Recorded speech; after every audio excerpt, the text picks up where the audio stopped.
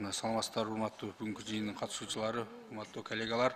Венера Акалбековна, биринчи мына чакырылгандарды тактап алайлычы, баары келди экен. Айсулуу Дөөлөтбековна, экономика министрлигинен ким келди? Экономика министри, саламатсыздар, урматтуу депутаттар жана жыйындын катышуучулары. Бүгүнкү күндө азыр Айнура Догдурбаевна келиш керек эле, жолдо келатат. Минфиндин, таможенный налогунун өкүлдөрү олтурат. Так, Минфинден ким келди? Саламатсызбы, Виктор Анатольевич. Башкармалыктын башчысы, социалдык башкармалыктын башчысы Баймурзаев. Таможня баары бар. Анткени Айсулуу Дөөлөтбековна, мынакей бүгүн биздин эң негизги көйгөйлүү маселелерди ушул талкууга алып чыгып атабыз да. Бул жөндөн жөн жок жерден болгон жок.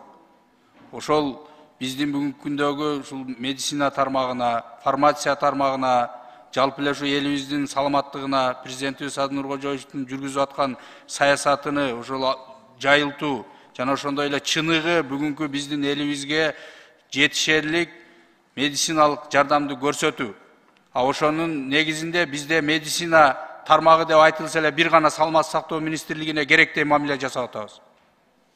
Ошондуктан мынакей жок экономика министри. Бул жерде бүгүн именно ошол министрликке тиешелүү суроолор көтөрө турган жыйын болуп атат.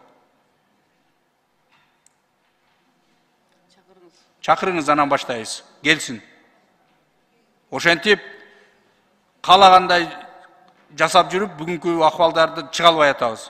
Жогору жактагы жетекчилердин бүт жасаган жумуштарын ушуга окшогон эптеп креслонун ээлеп отургандар бузуп атат.